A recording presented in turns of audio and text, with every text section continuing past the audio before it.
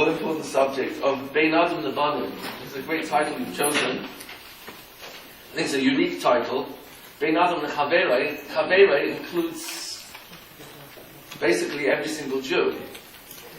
If you're going to take a full extension of how far-reaching it really is, Bein lChaverei, then we would look to the Mishnah in Pirkei Avos, Perek Aleph, Mishnah Yud Beis, where Aaron HaKohen is held up as the... Can you still hear me? Okay. Aaron HaKohen is held up as the example, par excellence, of what it means to be Roid of Shalom. Ayev Shalom, Roid of Shalom, Ayev Sabrias, from Mekav Torah. The key there is Ayev Sabrias. And that is extending to all people. But we're specifically focusing on... Can you still hear me? Yeah.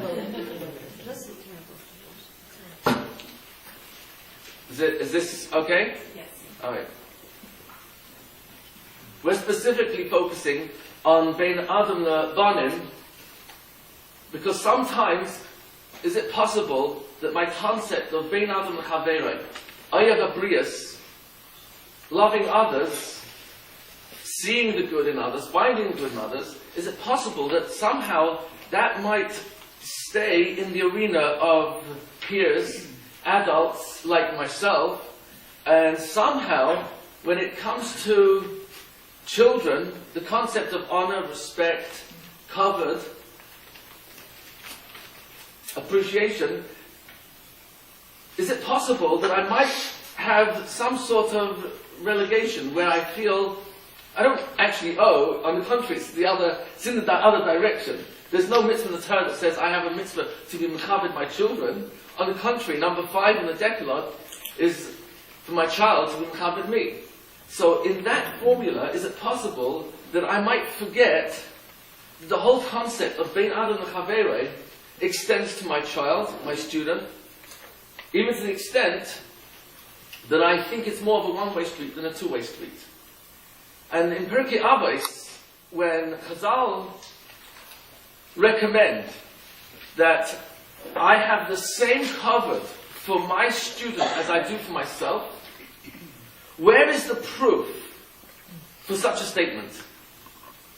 So the Rav Bartanura, you'll find it all the other commentaries as well, share the exact same source.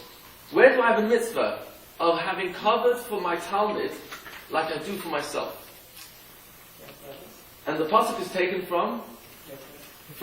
it's in Pirkei Avos. The pasuk is borrowed from Perek Yud Zayin in Shmos, where Moshe Rabbeinu is fighting Amalek, and he gives instructions to his Talmud Yehoshua, and the language he uses there is Bacha Lanu, select for us. He puts himself on par with his own Talmud, and that's the source that is offered for how I speak to someone of lesser status is actually on par with myself.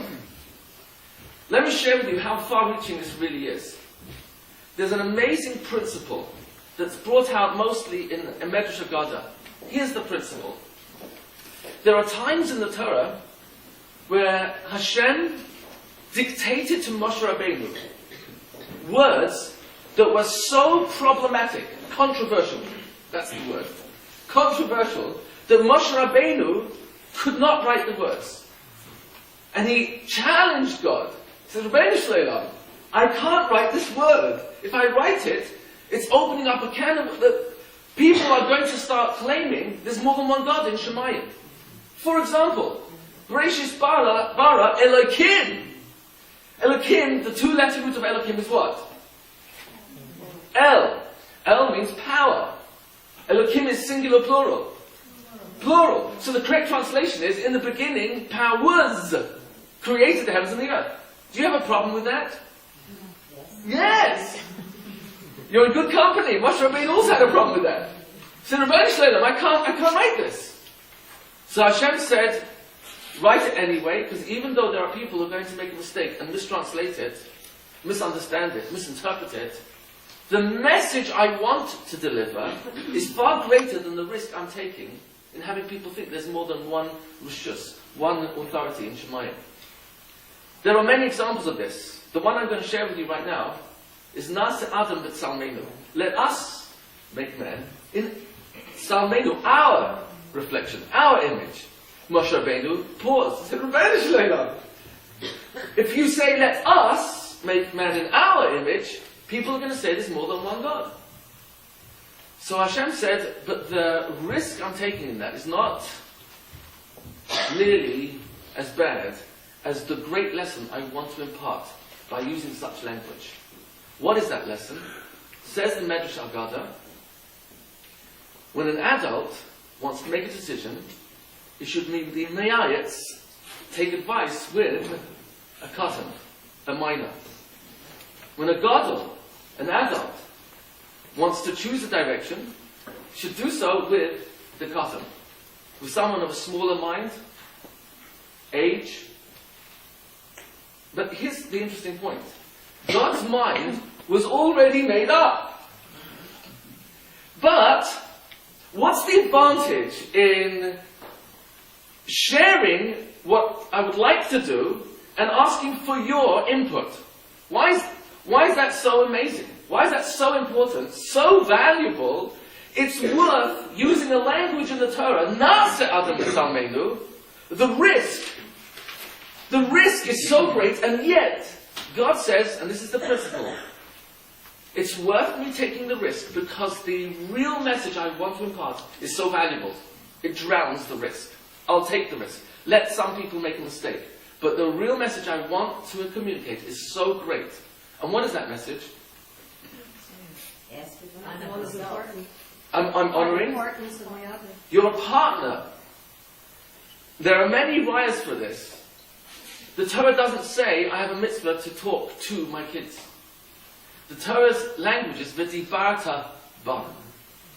Bam means to them or with them. It's with them. What's the difference? Is it just semantics? What's the difference between v'dibarta bam, which by the way is our greatest weapon, the v'dibarta bam? That's our weapon against terrorists. To speak with our children, words of Torah, words of Emunah, of Chizuk. Why is it with them as opposed to them?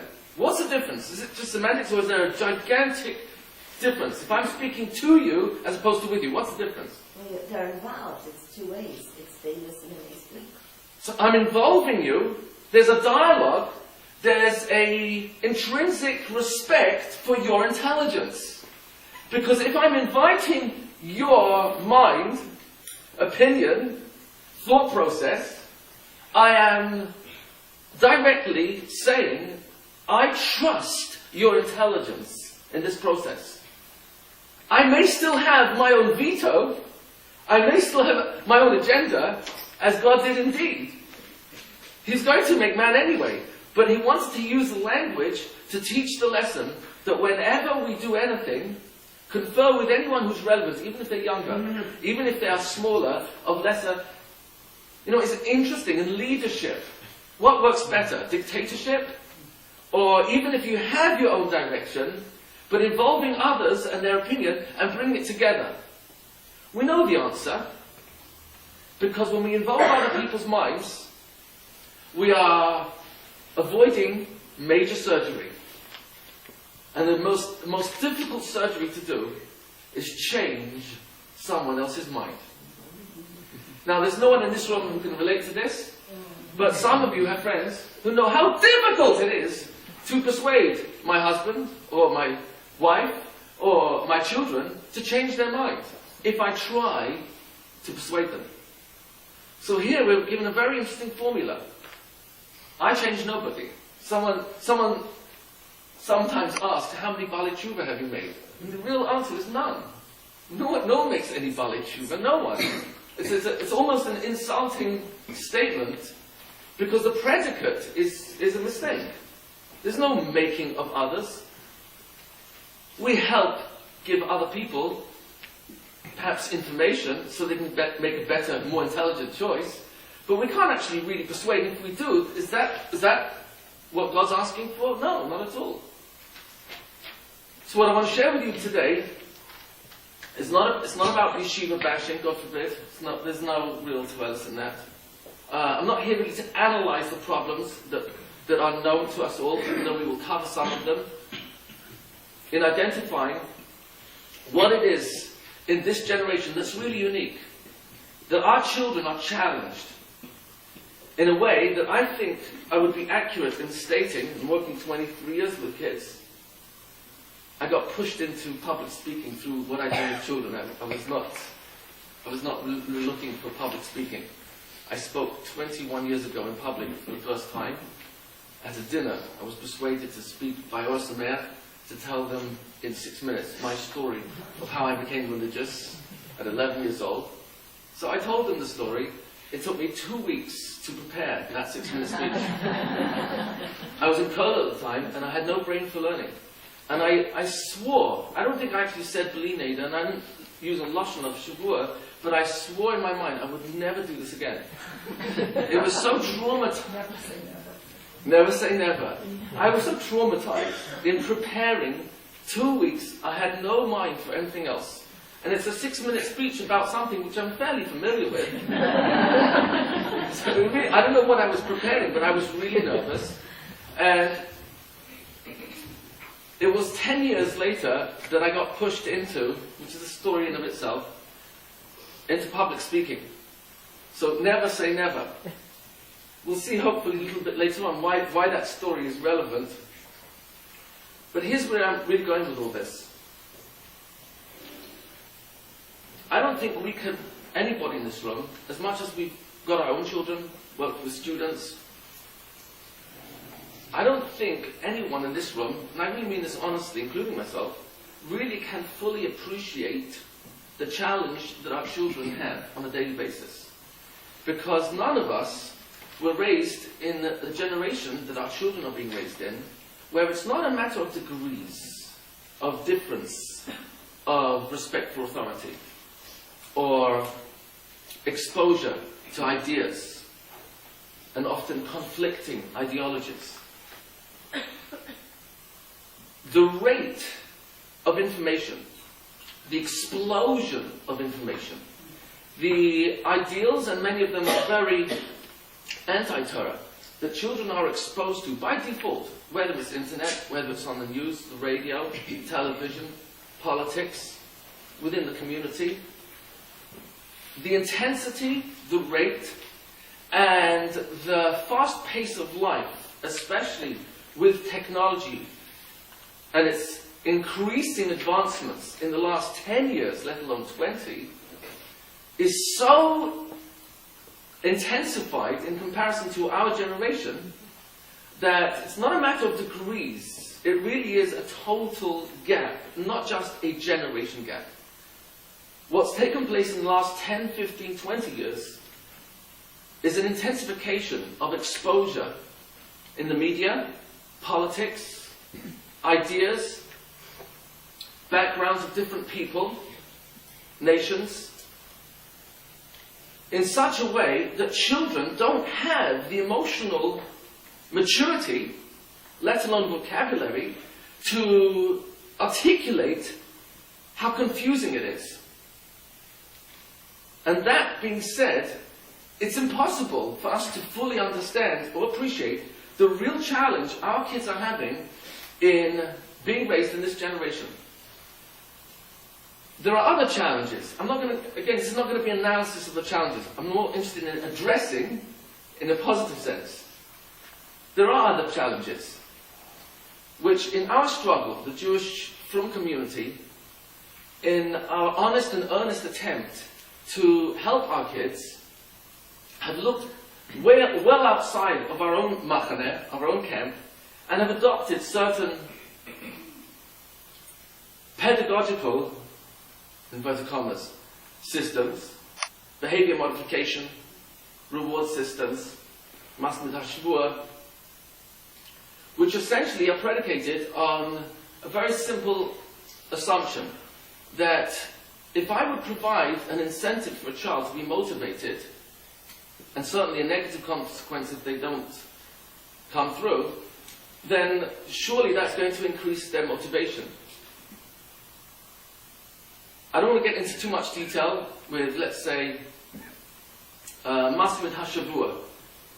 But if I have a certificate where a child is a winner of that week for Midas Hashavua, best behaved, best character traits, or best performance in grades, let me ask you honestly, is there at least 1/3 to 1/2 of the class interested in getting that certificate, at least at the beginning of the year? Yes or no? Yes. Yes? I think we all agree. Is it possibly even as much as 2/3? Yes. Okay. What will happen when one person wins it? How many people lost? So let's say you've got a class of 20, 23 kids. I think that's an average number. Am I accurate? So out of 23 children, how many winners did we have this week? One winner. How many losers? 22. Next week, how many losers will there be? Another 22. And the following week? Now listen carefully. Just pretend that you're one of the kids that's really struggling to get that certificate. Who do you think is the best candidate for this certificate? The C student, the B student, or the A student? I'm just asking logic here. The A student. And who do you think is putting in the most effort? The C student, the B student, or the A student? The C student. Who's probably going to be the best candidate for winning it most frequently? The A student. How many weeks do you think the B and C student will keep trying and trying and trying before they give up? 3 weeks? 4 weeks? 5 weeks? You hear the problem? Yeah. The problem is not that you've got 22 losers for every winner. It's much worse than that. The child who tries is being punished for trying. Think about it. And this is all in the name of behavior modification. This is a system which someone by the name of Alfie Kohn, Jewish, not yet religious, has written several books. The most powerful one, and this is a lot of scientific research, thousands and thousands of case studies. It's called Punished by Rewards, where the 30 years of research demonstrates that in 2 areas of America, corporate America and the educational system, we've adopted something called behavior modification. Behavior modification works on the assumption that if I provide an incentive, an external incentive, then I'm going to create a different result from the person. And that is accurate on the surface. Because what type of change are we actually affecting? Internal or external change? It's really external change. And what's real motivation? Ultimately, what's real motivation? Internal. You want the adult in the corporate world or the child in the educational system to be rewiring themselves internally, not externally. So actually what I'm doing is training the mind of the adult with whatever the perks are, or the child with certificates, prizes, etc. In a sense, what I'm actually doing is I'm training the mind of the child to only change if external reward is worth it to me. What happens when they get bored with the reward? What do I have to do? I have to up the ante. And if they get used to the consequence, what do I have to do with the stick? Get tougher. And that's where eventually there's a breakdown. But the breakdown starts with the wrong assumption that children can't really move forward unless they are only externally motivated. The biggest motivator, and this has been found in the corporate world, and it works in relationships, in marriage, with kids as well. The biggest motivator is one word. Any suggestions what that one word might be? Will, free will. I don't think there are any wrong answers. I'm looking for a particular word which I think, if you like, as a headline encapsulates. It's something that's internal. Love, encouragement, I believe those are parts of it. Respect. Desire. These are good. Acceptance. These are all the ingredients of this label. What about self-confidence? Self-motivation, confidence, appreciation, self-esteem. And I'm going to turn it around for a moment. How does God, how does Hashem deal with us? When He wants me, there's a system called midah keneged midah. How does God hold out for me to change the only person I was created to change? Does he zap me every time I speak Lashon Hara? No, why not? Patient. Why is he patient? Why is he so patient? Because he's waiting for us. Why is he waiting for me to change? He knows we're He saved. believes in me. And what's the word for believing in me? Trust. God trusts that he didn't create any junk. And therefore, he holds out. You know, when we say Hashem's 13 midas of Rachamim, the first two are Hashem's name repeated. Same two names. Hashem, Hashem. Yud Kei, Vav Kei, pronounced Adnas. Why do we say Hashem's name twice? And though each one is a separate midah of Rachamim. We're not stuttering. Why repeating his name twice? And the answer is, we're saying, Rebbe Shalom, you are the eternal power before I make a mistake. You're the same power that keeps me alive after the mistake. Why are you not only there before I do the mistake I make, during and after? Because what are you there for? You're telling me you trust me. You trust that I can, on my own, with a few hints from you, without getting zapped, I can, on my own, figure out how to correct myself. Because what is real teshuvah? When I'm forced to, or I force myself to? We want it to come from the inside. Sometimes Hashem has to send really strong reminders.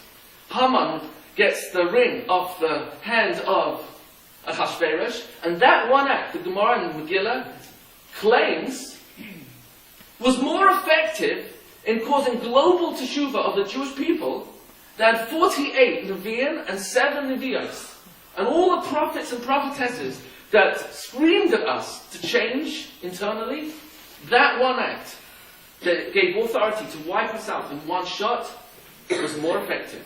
So sometimes Hashem has to use a nuclear bomb because I'm just not doing it on my own. But that's still an external to get me to change internally.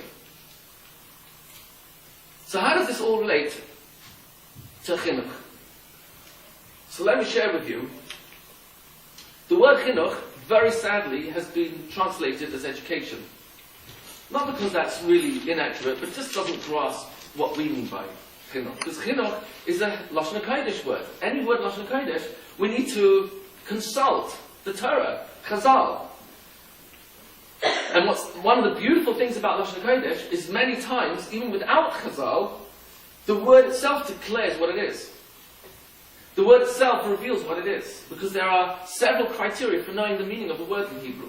The most obvious one is its shoresh. Now, chinuch, as with many words in Hebrew, is really a description of two things. And this is the case in most words in Lashon HaKodesh. The word in Lashon HaKodesh gives you the result. That means an outside picture, a word, a concept, that you and I now have a common language that we can talk with. But the word is so perfect that the specific letters that create that word describe the process as well. We're going to look at what does it mean God trusts us when he says, let's make man in our image. I trust that when I consult with others, even if I know the direction I want to go in, but the fact that I'm consulting with you means that I'm employing your free will in the process. And you feel part of it. You're more involved. There's a dialogue. And in that, you're choosing from within. But when I tell you what to do, what's the most obvious thing you have to do as my child or as my student or what will my spouse do when I command? You have to love me! They're going to rebel. Why do they have to rebel? Is it just the generation? No. We have been wired by HaKadosh Baruch Hu to only want to do what's right from within, because even if what you're telling me is right, don't go outside without your coat. Are you out of your mind? You're going to get pneumonia. I know your hair is still wet. I just thought, how many times I can just drill in. I'm asking you. I'm asking common sense. That's all I'm asking from you. Whatever it is, homework, discipline or lack of, interaction with the siblings, whatever it is that I'm complaining about, the style in which I communicate is really all a matter of, am I dictating? Am I saying I don't trust your intelligence? And that's why I'm reminding you, cajoling you. That's why I have to tell you. You know, if I don't spell it out, you won't do it yourself. What am I saying is, in terms of my trust of your intelligence? Not very high. Not very high. And how does Hashem deal with me? As many times as it takes for me to blow it, God will give me another chance, and another chance, and another chance. We're going to see the bolts of this in a few moments, the nuts and bolts of this. Yes, ma'am? I have 2 questions. There was the concept of saras, though, where there was punishment, was not instant or almost instant. Excellent question. There's a concept in Hebrew called einesh, which Christianity is translated as punishment. Actually, I don't think there is a word in Lashon HaKodesh for punishment. You can only have a word in Lashon HaKodesh for something that exists in reality, because the words created reality. So the concept of punishment, as we have it, is really midah connected midah, measure for measure. So the idea of tsaras, the idea of a Jew being sold into slavery because he stole, when we look at the einesh, we discover that the einesh doesn't mean punishment. Einesh comes from the 2 words, ayin, the first letter means eye, as in seeing. Nash, I hope I don't disappoint anyone, it has nothing to do with food. A 2-letter root nash always refers to it as something that's falling. Nashal means fall. A nesher is an eagle that swoops down. Nash also often refers to memory loss. So the concept of einesh is to see how I've fallen. So tsaras was God's way of helping me see, first on the house, and then the clothes, and then it gets closer on my body, that I have a problem in the way I'm behaving in my life, and it's affecting the world in ways that I can't see. But once the tsaras starts to become more and more obvious, it's for me to make that cheshbon nefesh. And Eved Ivri is sold into slavery because he stole out of desperation. Now he's sold into a family that's all about giving and sharing. In fact, if they've only got 1 piece of steak, 1 pillow, who gets it? The Eved. Oh, what's the message there?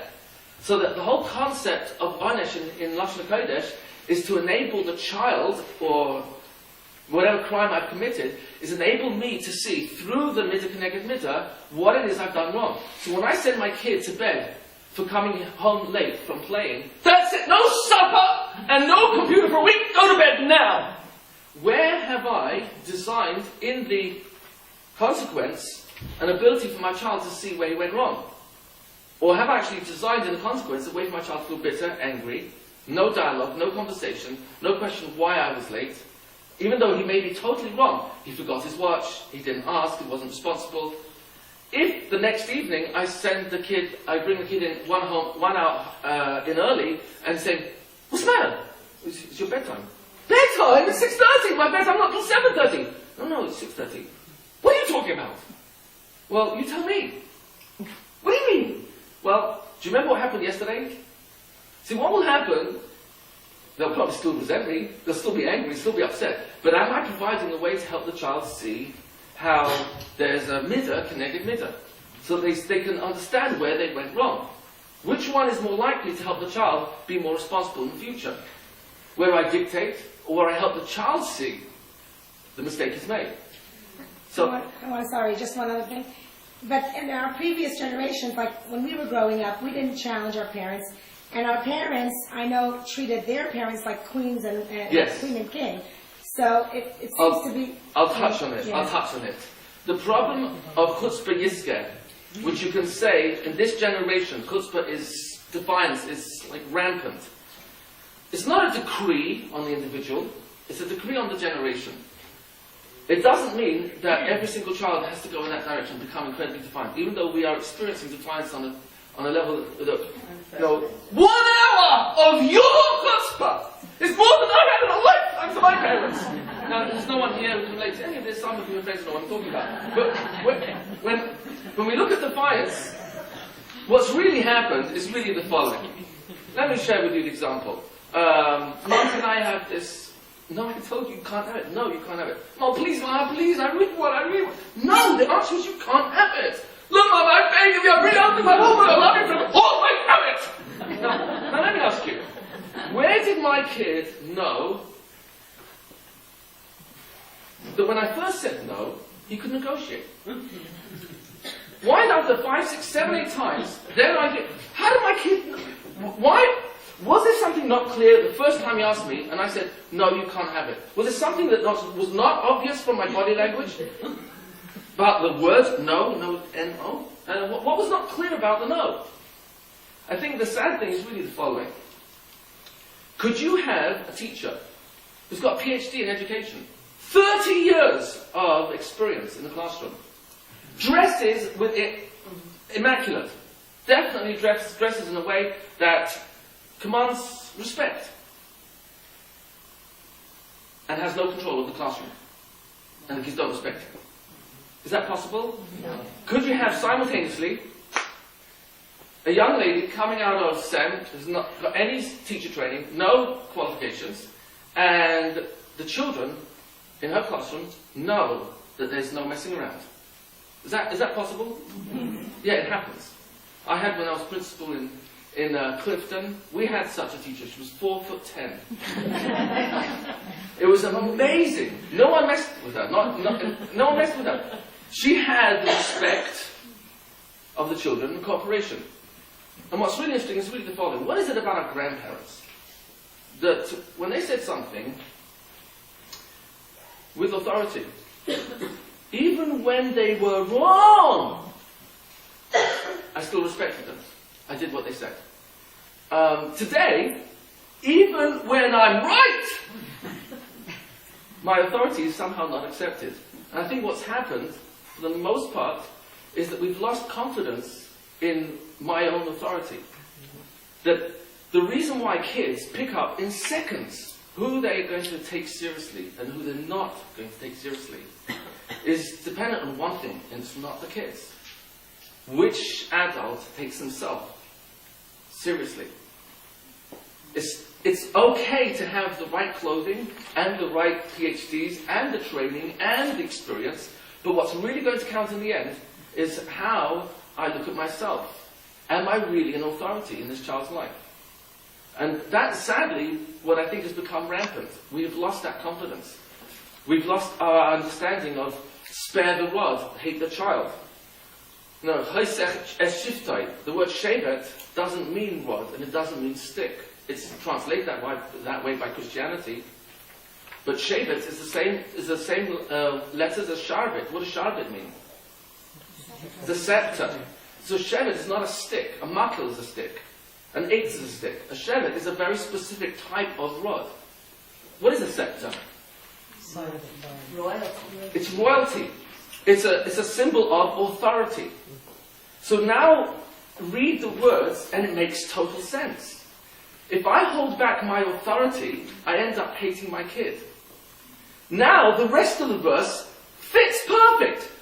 The oihavoi, the one who loves the kid, shicharai musa, will teach discipline early in that child's life.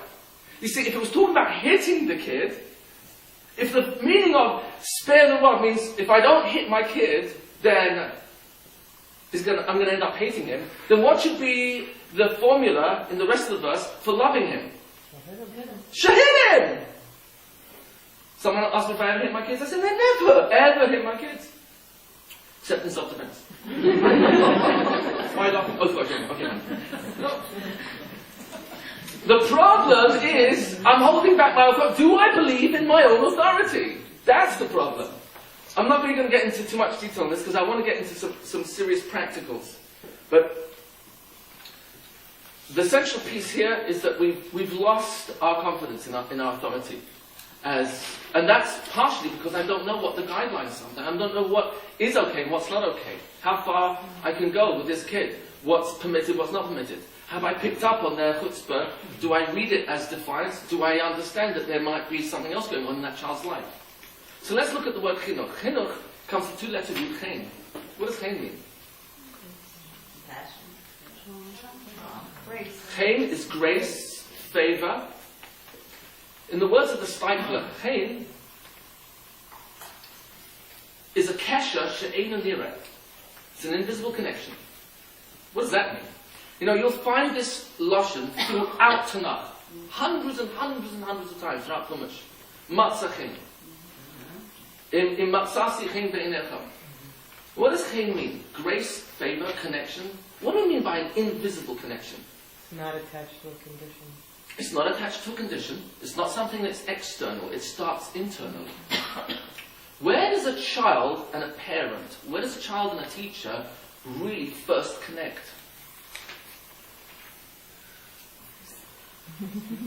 Where's the first moment a child reads the parent? With their eyes, The eyes, the mouth. Say more. birth.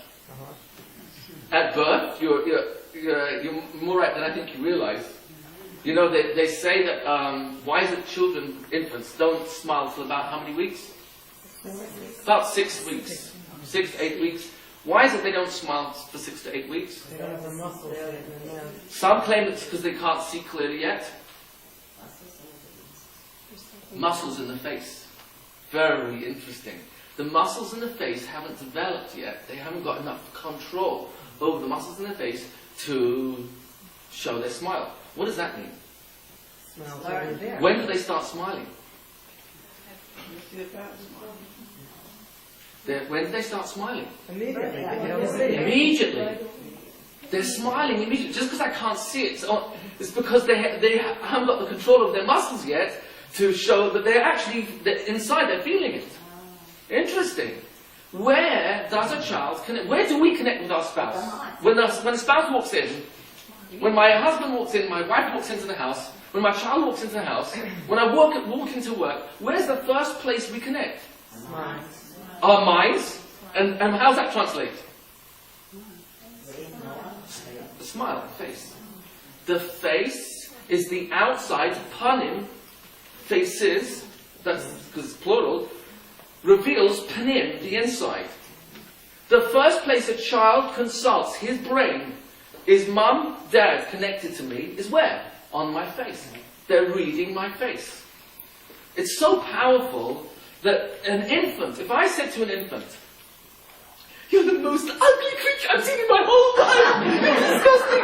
Every time I look at a picture of you, I feel like, oh, like, I can't tell you how much I'm so disgusted. Every time I look at you, I can't stand your face." Now, what will the child do? Smile. Right? And conversely, if I say to the child, "I've never loved a child as much as you. You're just so adorable. Every time I look at you, I feel like I can't wait to cuddle you. It's so lovely." What will the child do? Cry. Children, before vocabulary develops, read the concrete world. They read the outside. Panim means outside. Facade. It's the same 4 letters as panim because this is a perfect language. The language reveals reality. My outside reveals what's going on the inside. Is it okay for me as a parent or a teacher to wear my problems that I have with my marriage? I don't even want to go there. Marriage is not a word. It's a sentence. Anyway, is it okay for me to wear on my face challenges I have at work, in my career, the fact that my boss shows me so little appreciation? Is it okay for me to wear that on my face when I walk into the home, or when my kid walks home, or when I walk into the classroom? No. Who does my face belong to? Think about it. You and I will never, in our lives, ever see our face. Ever. The most you'll ever see is a reflection of your face. Photograph, mirror. What's my face doing on the floor? You'll never see your face in your lifetime. Never. If you're never going to see your face ever in your lifetime, then who did God give our face for? Everyone else. Who takes precedence? Out of everyone else, who takes precedence? My child. My spouse. Me. Hashem is constantly smiling upon us. I may not always see it because I get distracted by my personal challenges, local, global. But really, God is smiling on me every single second. And if I don't really believe it, that every single day above ground is a good day. It's a very good day. Try missing one. No, if I'm alive, that's a good day. My son recently unfortunately had a burst spleen, so he was in the ICU for 12 days. And after he was released, a few weeks later, his intestines became twisted. That's very common after surgery. So he went back in, but this time it wasn't in the ICU. He was only in a regular ward with IV and a tube through his nose, and he was so happy that he wasn't in the ICU. It's just not the right place to be. So, everything is always relative, but is it okay for me to wear on my face, or do I owe my child, my student, that connection? Chinuch starts with chen. Chen means an invisible connection. And what's that invisible connection? What I think and feel about you that's revealed on my face. Rabbi Shimon Schwab told me, at Zal, that punishments, rewards, is the last item on the agenda. The first place I can seriously cause my child to think about himself is if my face, frequently, most of the time, is smiling whenever I see that child. Then when I remove that smile, what's going to go through my student's mind, my child's mind? What's going to go through their mind? What did I do wrong? I have a serious weapon. This is a real weapon. How many of you went to a kiddush and you said to a friend, "Oh, good Shabbos." The person walked right by. That's it, loud enough. Have you ever had that experience? Yeah? You had that experience? Now, why should you feel insulted? Why should you feel hurt? They didn't do anything, you didn't lose any money, you're not less wise for the lack of encounter. What did that person actually say without saying anything? You don't exist in my life. And I'm quite happy about it. And what is a smile to our child, to our student? What does that say? You exist in my life, and my face says I'm happy about it. Oh, so we have a very powerful weapon. Don't we feel often the same with our own friends and our own spouse, our own family members? Chinuch starts with the internal connection. What do I think and feel about you? Here's my face. Kid walks in. Dad! What's the matter, Chaim? I feel bad. Oh, son, look up. How many times have I told you, you've got to be positive in life. Dad! I'm positive, I feel bad.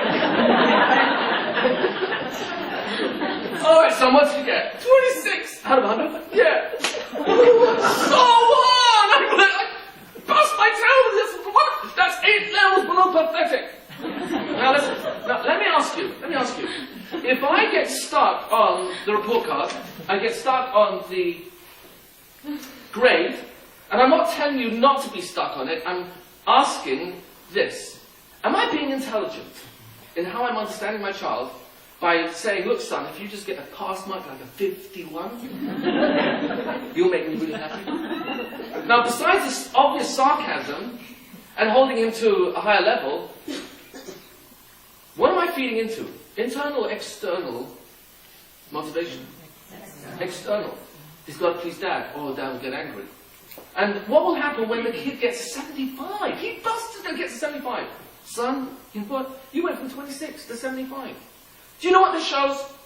You can! Look son, if you get a B, anywhere in the 80s, you'll make me so proud of you. Let's say he really works hard, and he gets 85. Will I be happy? There's always the 90s. Son, this is my last speech to you, son. When I was your age, I averaged 95 to 98. Very rarely got anything below 95. Son, if you get anywhere in the 90s, anywhere, 90, 91, I'll be so happy and be so proud. See, here's the problem. Why don't I ask the most intelligent question? What's the most intelligent question? When he comes in telling me he got a 26. Did you try? What does that reflect? So, let me share with you a true story. Kid had scarlet fever for 3 weeks. Didn't come into Gemara for 3 weeks. He comes back, he's fallen behind. He was one of the better students, but there was no connection. This is how he described it. He left yeshiva at 11 years old, never went back. He came back to Yiddishkeit since then, but it was a long, long road. And he described to me how after a few days, feeling ignored by the teacher because he was so behind, he just couldn't couldn't close the gap with a couple of pages of Gemara that had been covered, started getting bored. What do you think the kid's going to do when he's bored? Throwing an act out and become a discipline problem. Is the discipline problem the problem? No, it was a disconnect. He reached a point where he told me he hated his Rebbe's watch strap. Well, he didn't get hit by the watch strap. Why should he hate the watch strap? And the answer is, if I feel a disconnect, what's going to happen? I'm going to start hating or resenting you, and then anything you do, wear, say, is automatically under that category. So kids could easily get turned off by me as a parent or me as a teacher, and then the whole package that I represent is part of that turn-off. It's not a rebellion, it's a disconnect. When I'm angry, and I feel it, am I connecting or disconnecting? I'm disconnecting, because I'm essentially saying, if you don't behave in ways that make me happy, you behave in ways that make me angry, then I'll get angry. So I use my anger grenades to keep you in place. But anger's not real. Anger's a lie. Rambam tells me it's the one of two midot that never work. Never! It never works. It's a cover-up for my not being able to have a relationship with myself, because I'm blaming others, so I'm not going to look at me. And it's a cover-up for me having a relationship with you, because I'm busy blaming you, complaining about you, accusing you. When you behave, when you get better grades, then I'll be happy. But the most intelligent question I should ask is, what does a 26 out of 100 represent? Did you try? Oh, then that's an A for me. If you tried, that's an A. We still need to figure out how to get the 26 up to 60, 70, whatever it is. True story. Kids gave up second language. Because Spanish was the best in the class at it. And he gave it up 3 months into the semester. Why? Because his peers were cajoling him and teasing him that he had a crush on the teacher. So to prove that he didn't, he gave up the subject. Is it possible that there are things that are going on in a child's life that instead of me reading the report card or the grades, ask, what does that reflect? What does that represent? Chinuch really means connection. A mechanech is not an educator. A mechanech is a connector. And I can disconnect very easily, and if I'm doing it deliberately, but I haven't disconnected internally, I'm just doing it externally, the child will not be disconnected. If I still love the child, I'm still caring, and the child will know it. All of us know, if we have to identify one teacher, or a parent, or an uncle, or an aunt, one specific adult in our childhood memory that stood out, and then even just thinking of that person and conjuring up that face makes us smile internally, externally, we know that when asked, what was it about that person that makes us feel, I like that person. I still remember that person fondly. And the answer is, connected. The person liked me, loved me, appreciated me, trusted me, encouraged me. All the items that you described earlier are the ingredients of trust. That even when I made a mistake, didn't judge me, and if they did, they apologized. So chinuch really means, even though Chazal tell us, chinuch means training. But training in what? Training in connecting. And not losing that connection. If a child, has v'shalom, is going off the derech, or has gone off the derech, then as long as I don't lose the connection internally, there's still a chance the kid will come back, and sooner. When I disconnect, because I feel that you've disgraced me, and I feel like it makes me feel embarrassed, it makes me feel, I'm not trying to belittle, but if I look at it as what this kid is doing to me, is it possible the child will pick up on that? Yeah. And so if they feel a disconnect from the parent, what are they going to do to invite me to reconnect? Well, they're going to do something to see, will I be able to look beyond this, or will I read the externals, whether it's lack of discipline, being out of control. So let me share the following. We said that what we're looking for here is Bein lBanim. What are my obligations to a child? Because I'll give us the formula. There's 6 items. The first 2 don't really count. Bismillah, Pidyon, and Ben. But the other 4, this is you'll find in Kedushin, page 29. What are the 4 generic obligations, responsibilities I have to a child? Teach Torah. Parnasa. Swimming. And Chasana, get them married. Now, are these 4 separate items, or is there a uniting theme? Number 1, Torah. What does it mean teach Torah? Give them the skills that they can reconstruct it themselves. Because what does Masorah mean? What does transmission mean? We want the child to be his own link, her own link in the transmission. Independent of mum, dad, others. That I'm going to stay strong in my Yiddishkeit, in my identity, in my emunah. And what happens if a child doesn't have skills, simple skills, reading accurately, translating accurately, reading fluently? What's going to happen to that child? This is foundational skill number 1. Foundational skill number 1 of all future learning, of everything the child will ever learn, hangs on the level of mastery he has on letter recognition, combining the letters into words, reading the letters correctly with the vowels, and then once he's reading accurately and fluently, translating accurately, because he recognizes shurashim, the 3-letter roots. Yeah? What about the child that can't do any of those things? Okay, I can't get right now into the kid that can't do any of those things, but what I hope you will see in a few moments, something I'm going to touch upon, covers well over 90%. Well over 90% of the children that have been classified as special ed. Please forgive me, I'm not here to be controversial. I'm working 23 years into special ed. I think special education is really it's just a different term for saying special attention. And special attention means to understand the child's own way of learning. And that will get us into Chazal's formula, which is Chanoch Lenar Al-Pi Darkei. So Darkei tells me the kid has a way. And the Chinuch part can't even start till I've identified what's his derek. So the question becomes, what's that child's derek? So Torah, number 1, I have to teach the child Torah. What level of Torah? At least read accurately. Does that make sense? Yeah. Read fluently. What's that do to their self-esteem? If they're not reading fluently and accurately, what's going to happen to translation? They can't get shut, and when it gets pushed into Mishnayos, it's going to be more of the same and worse of the same. And when it's Gemara, it's much more compounded. Because Gemara's Aramaic, it's got biblical Hebrew, Mishnaic Hebrew, and the kid's not reading properly. So, there's different levels in Torah, but we want at least the basics. We want mastery of Chumash, Mishnayos, Gemara, but let's not go there right now. All I'm just to bring out is, when I'm obligated to teach my child Torah, give them the skills that they can reconstruct text themselves, so they can ask intelligent questions, so they can look for answers themselves, independent research. Number 2, Parnasa. Interesting.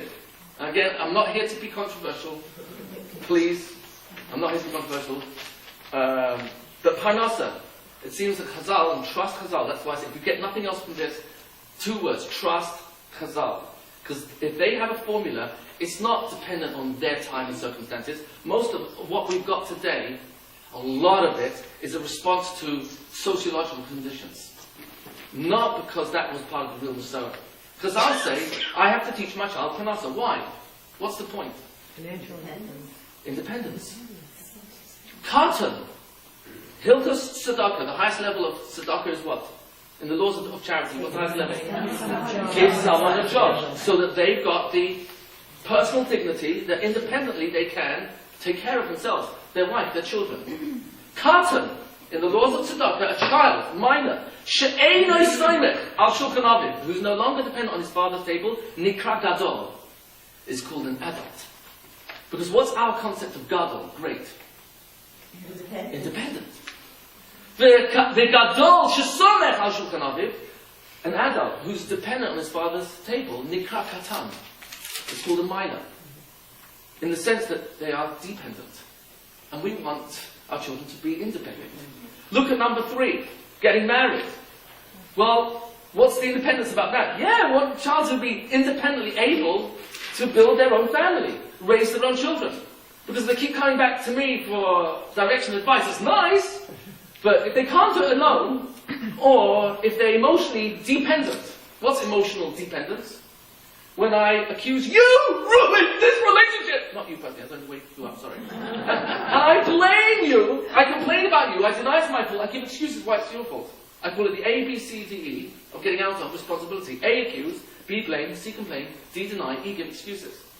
When I'm busy blaming other people for why this marriage, this child, our finances, the family, whatever it is, it's not working the way I would like it to be. When I'm busy blaming others, complaining about others, denying it's my fault, giving excuses why it's others' people's fault, who has to change? I don't have to change, you do. Oh, so that's why I play the blame game. So emotional immaturity, emotional dependence, is where I'm really not ready for the relationship in a mature way, because I'm busy blaming instead of asking myself, how can I become a more loving, sensitive, giving, understanding, sympathetic, empathic, listening, forgiving spouse, parent? Oh, because when I change, my child changes in response to different dad, different mom.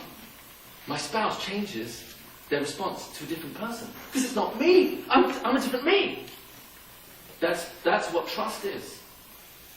And number 4, swimming. What's swimming got to do with this? Oh, it has everything. Because look at the consistency here. Chazal have identified that my job as a parent is to help my child become independent. Swimming is a skill that in the moment of, God forbid, dire urgency, no one outside of the child, other than this skill, could possibly save them. So they must have the skill. If we take these as headlines and look at the small print, is it possible that teaching my child to prevent illness by having healthy habits of eating, dieting, exercise, that's helping prepare my child to avoid illness later on down the line? And that somehow most of the focus in today's society is on the illness itself, as opposed to prevention of illness. Most of our focus is on the symptoms of the education system that's not working, as opposed to the causes. And the causes are not mysterious. It's all about teaching independence, it's all about chinuch, connecting to the child. And if the child's not doing well, it probably has something to do with the disconnect. Where is that disconnect? Am I attempting to intelligently understand what that child's struggle is? Let me share with you what Alpi Darpe could mean in contemporary terms. Darpe is a very difficult word to properly understand. What does it mean, this child's dara? So we know kids have different strengths in terms of visual strength, auditory. Most kids are very strong visually. They remember things easily when they see something. But let me share with you something which is very gaining a lot of popularity. You're probably familiar with it. I've mentioned it recently a few times. Multiple intelligence. Howard Gardner is the one that really popularized this. It's basically an observation of reality. What do I mean by that? That children are not born with one type of intelligence. The educational system, and very sadly the Shiva system, has often borrowed this. And I'm going to ask you honestly, please forgive me, again, it's not about controversial, just observing to trying to understand, to get clarity. Who's considered the A student in the Torah world? The kid who works hard, who applies himself, respectful to others? Or is it really the best kid in Gemara? I'm asking you honestly. It's the best kid in Gemara, basically. That's how, even though accolades are offered to other kids who are trying hard, but ultimately, who's considered a candidate for success in the Torah world? We have a serious problem. I'll tell you why. The educational system has identified intelligence as academic ability, analytical ability, short, long-term memory, ability to articulate one position perhaps superior to someone else. There's a big danger in that. Because even though it's a definition of intelligence, it's not the definition of intelligence. Especially when we look at Chazal, we discover that's not necessarily the winner. There are many different types of intelligence. There are probably 7 or 8. One, for example, mathematical intelligence. You can have a child who's born gifted. I've worked with gifted children for 23 years. ADD, ADHD, on one side of the spectrum, gifted children on the other. I've actually never met a child that's not gifted. Every kid is gifted at least 1 to 3 areas, at least. But what's interesting is really the following. A child is born, and adults, I think you'll be able to relate to this very easily. We are born with different levels of strength in about 7 different types of intelligence.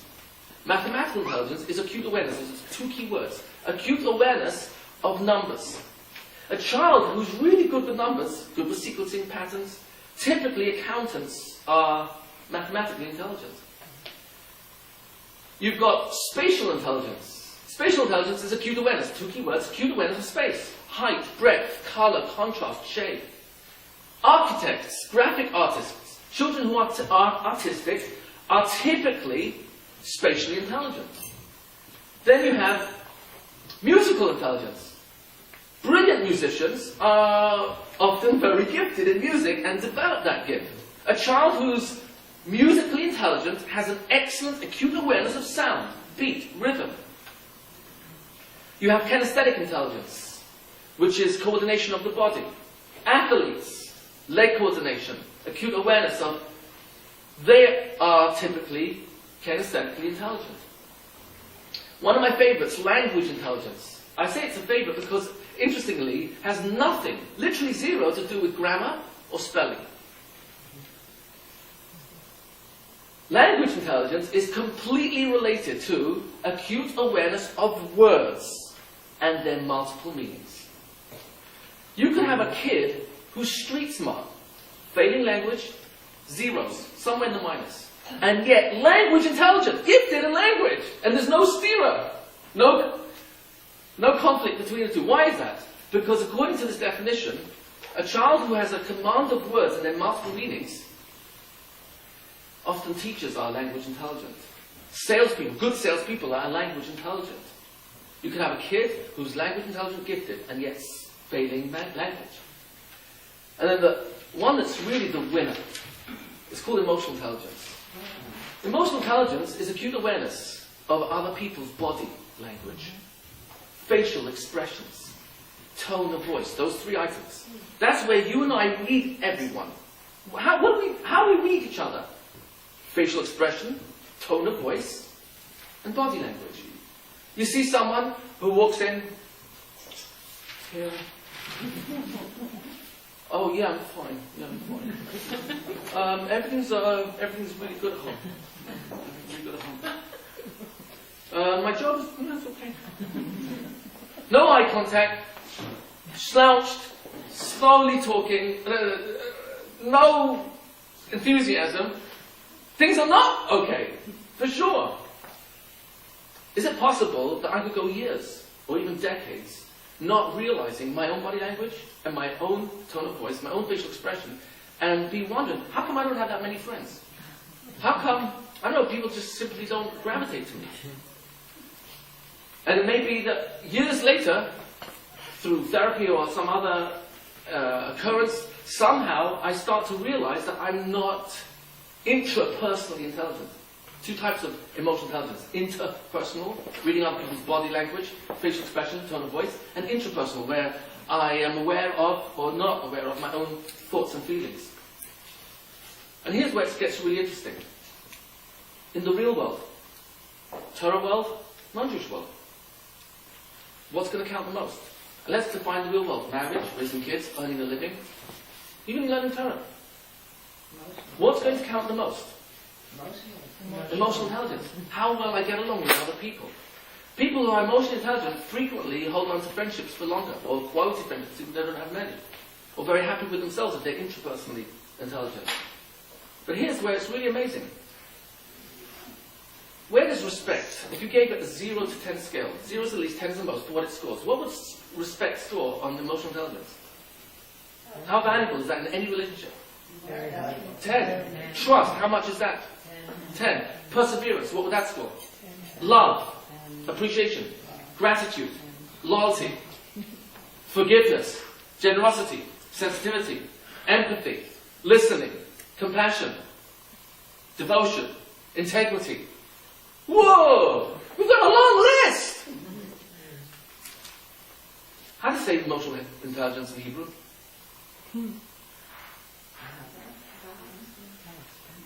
Midot. When you say this person is a Ba'alat Midot, she has excellent personality traits. What does Midah mean? Measure. Rebbein Shalom, why do you have this word Midah, which means measure, and also means character? Make up your mind! And the answer is, they're both. Because every word in Hebrew shows you the result, but also the process. Because what's the true measure of human being? Shape of my body, labels that I wear, my wardrobe, zip code I live in, size of my home, car I drive, corporate position I hold, how many letters at the end of my name. In the real end analysis, who's the real me? Character. The real measure of a human being is character. And when I focus on who is a candidate for success in life, is between their ears, how brilliant they can argue their position superior to someone else. Is it possible that I'm training the children to focus on an intelligence that is important, but not the one that's going to count the most in real life? Marriage, raising kids, earning a living, getting along with others, my chavrusa, my Rabbi, respecting other people's opinions? Or do I have to be right because I've got a brilliant analytical mind? So, now comes the question, in searching for clarity, how can I help my child in this area? How can I help my child in a practical way on the levels of independence we just mentioned? This can't possibly be exhausted in the sense of really covering everything, but I hope I'm partially answering your question about if children are recognized for having many different types of intelligence, what would happen if I as a teacher or parent recognize that? Is it possible that if I know my child is strong kinesthetically with their body, that I could teach math, even language, with their body? There are being creative, there are ways. But even just being a little bit creative, there are ways to help teach a child a subject which otherwise they are not strong in, using their gift, using their strength. There are ways. I'm not here to go through that now, it's not. But is it possible that if we can, as a population, the parent population, become stronger in understanding what we can do to help our children, we can create more, if you like, I don't call it pressure, but raise the bar in education. In understanding that our first obligation is to connect to the child. And the purpose of that is to provide independence. And independence is not defined by 36, 40 years old. Even though that might be the case in many cases, that's not independence. A child in halakha, by the age of 13, mitzvah and mufka, gets married. That's in Shulchan Aruch. No one here practices that. They're not ready. They're not independent. But the goal is to have my child in his independence. So let me share just a couple of examples, and we'll close. On the practical level, let's say take reading, and watch how the concept of trust and intelligence plays a role. I'm reading with my kid, and he's reading Hebrew, and he misreads the word. Vayomer, he reads Vayomer. What might typically be my response? Correct. I'm a teacher or a parent. Correct. Correct the child. And surely I'm correcting the child in the name of We're not teaching. Chinuch. I mean, if I don't tell the kid the correct, how will he figure it out? So, when I correct my child, every time I correct my child, in the name of Chinuch, what is the message I send to the child's brain?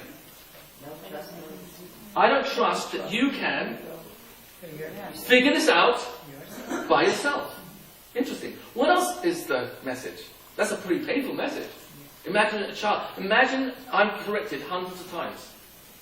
What's going to happen to the child's brain if they're corrected many times?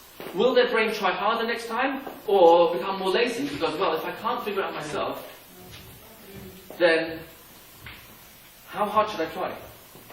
And if I've got a teacher or a private tutor, or my father, my mother's going to correct me anyway, so how hard do I have to try?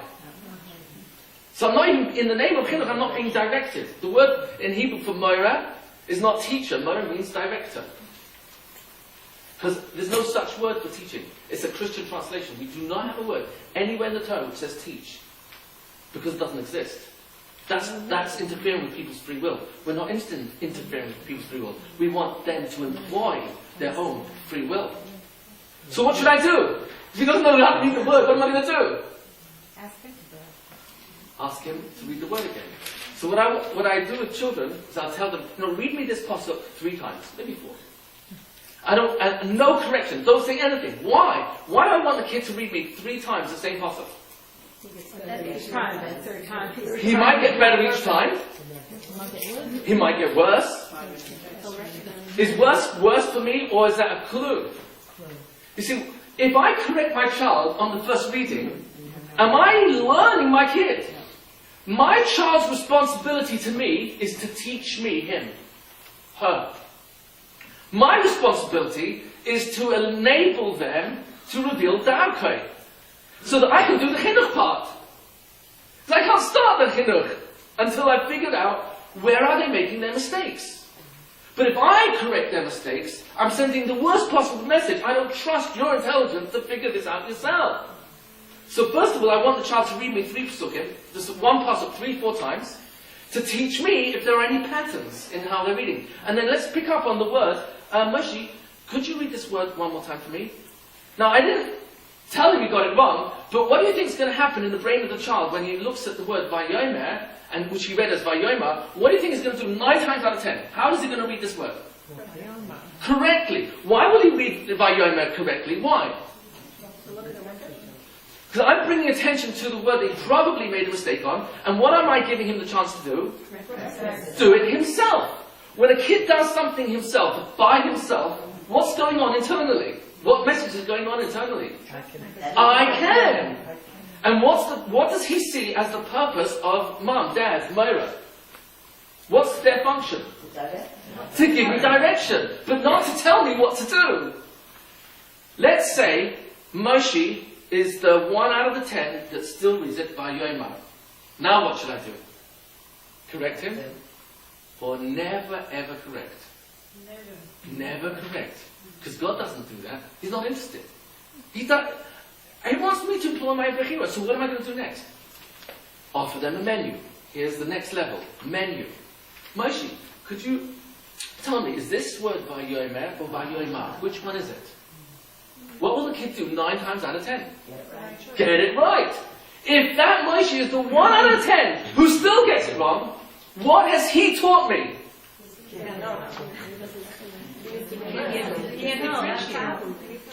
He has taught me that he doesn't understand what? That Nakuda. He has taught me his point of deviation, his point of departure. He's told me that he's confusing the segel with a pasach or a kametz. So Darkei means enable the child to teach me how to connect to the child. So now he's showing me that. I'll go to the vowels, pull out the segel, pull out a kametz, and ask him, Moshe, can you tell me what sound this makes? What sound does this make? If he's still confused, that's where I can drill. And then put that segel underneath an aleph, a taf, a mem, a nun. Have him practice it, and then go back to the word. Moshe, could you read me this word one more time? Guess what he'll do? 9 times out of 10. Vayomer. There's a very small population, very minute, who can't read because they've got problems in their mind that is not allowing them to read properly. The vast majority of children can read if they're put in the driver's seat. And I can show you how fast this takes. How long did that exercise take? Minutes. What happens if we get the kid to read a pasuk after he's read it now perfectly without any mistakes? I'll now go to speed reading and I'll say, Moshe, can you read me this verse and give yourself a rating, 0 to 10. 0 is the least, 10 is the most. And you're going to read it first with accuracy, which means with no mistakes. So he's going to give himself a score. Guess what will happen when he makes a mistake? Will he continue there in the pasuk? Or most likely, he's holding himself to a higher standard and wants to start the pasuk again because he doesn't want himself with a lower rating. Do you see what's going on over here? I'm giving you a sampling of how we can help children, whether it's at home, whether it's in the school, to become independent from the beginning. Immediately, put them in the driver's seat. Because it's all about trusting intelligence, just like God trusts me to make mistakes. He doesn't trust me to get it right. He trusts me to make mistakes and self-correct. Trust doesn't mean you will do it right. Trust means you will do it wrong. And you'll figure it out. And my job is to direct, to help, but not dictate, to tell you. Because if I do that, I'm actually sending the exact opposite message in the name of chinuch.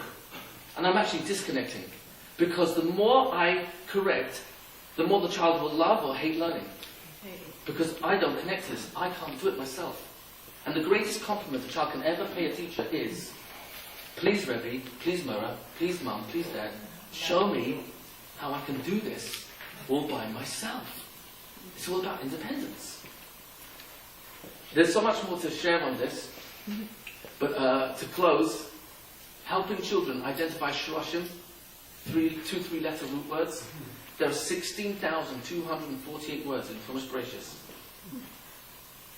But how many shloshim are there that if a child knows this number, have access to 81%, which is 13,000 words?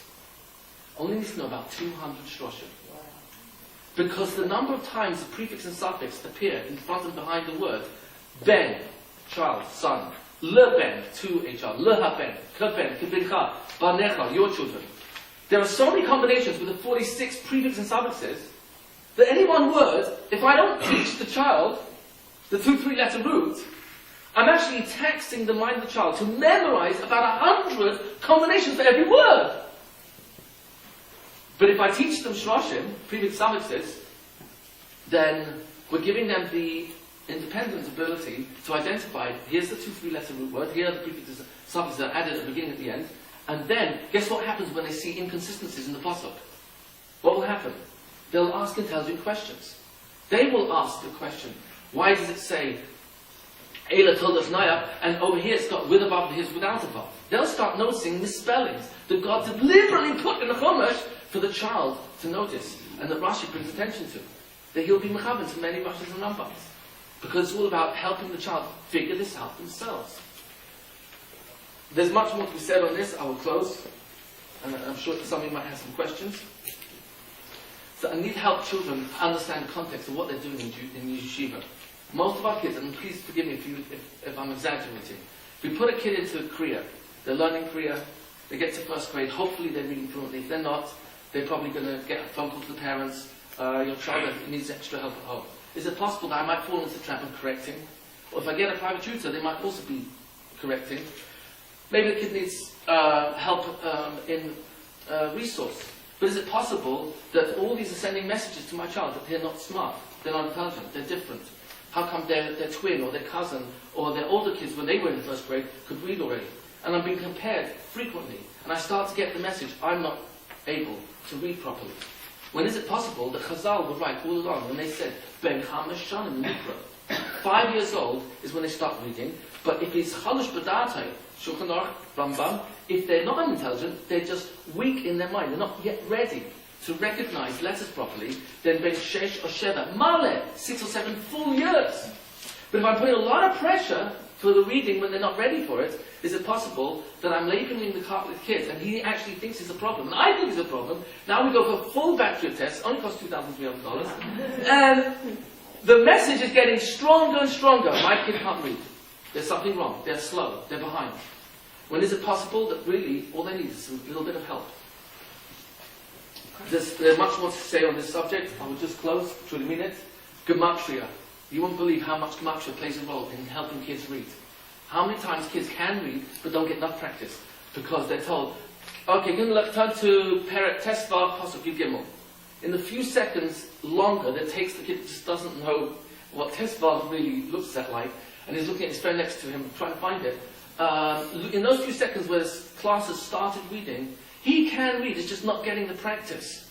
Hours a day, hours a week, that the others are getting, and starts to fall behind, doesn't even bother because I don't know where to find it. And so I pretend, or I know it by rote, but I can't read it inside. They can read, they're just not getting the practice. So, for those who are interested, I know Mrs. Winder, Rabbi Winder, who's probably known to many of you, worked 22 years in helping kids, especially in first grade, learn 300 shloshim, 600 shloshim in fact. And by the end of first grade, we're reading independently, reading psukim. 80% of the time, could translate the words, because they have... this is not a commercial, we just want to bring out how we can. There are materials and there are ways to help our children to succeed, where the bottom line of chinuch is connecting and trusting. That's the strongest way to help our children. Thank you for your patience. Yeah.